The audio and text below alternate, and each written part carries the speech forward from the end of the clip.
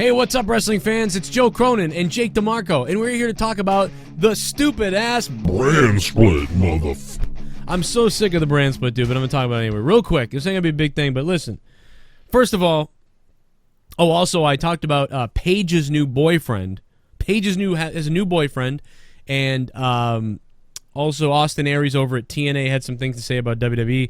And then Trump with all this stuff and blah, blah, blah. There's a 17-minute podcast available right now on Patreon for you $5 patrons or more. Shout out to all the new patrons who signed up over there.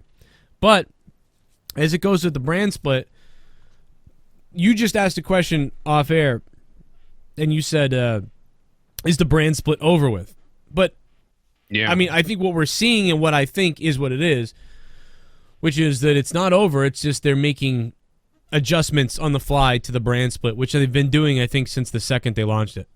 Yeah, I think you're absolutely right, because I just went ahead and I read a few things from people sending stuff on Twitter and whatnot, and some news updates that they're going to have another draft coming up shortly. So, and I guess the other sort of hit point would be, is the brand split a fail?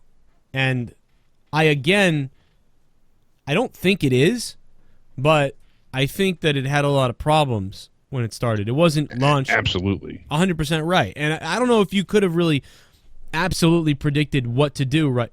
I mean, there were some things like, put the women all in one show, but that could mess up some of the stuff with the audience, and there's a lot of women on a show then. There's win belts. But the oversaturation is what's killing us. The oversaturation of belts, the oversaturation of the same matches, and multiple pay-per-views a month, and too many shows, things like that. Yeah, absolutely, it is oversaturated beyond belief. I mean, we're drowning in content, but not necessarily content we want to see.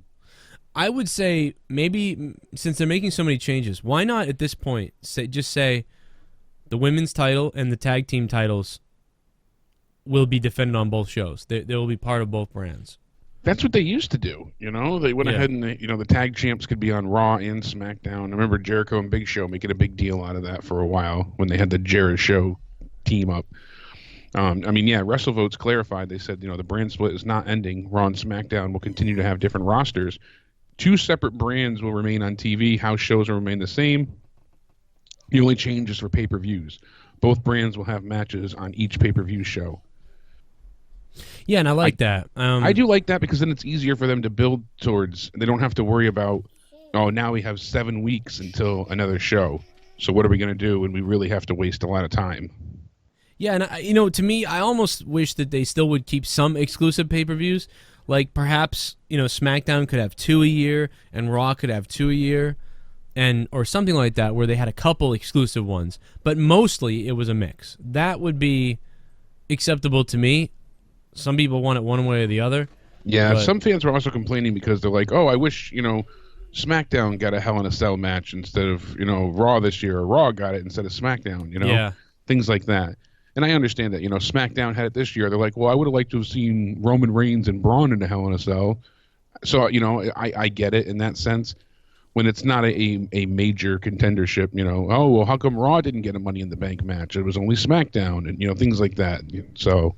Well, and if they do the split, I mean, you can put both Raw and SmackDown people in the Elimination Chamber, and then you can say, whoever wins, gets a shot at their brand, whichever exactly, one. And that would, again, mix it up enough to where we're not seeing the same matchups all the time. It would also give them flexibility for writing, so that would be good. It wouldn't be written into a corner all the time.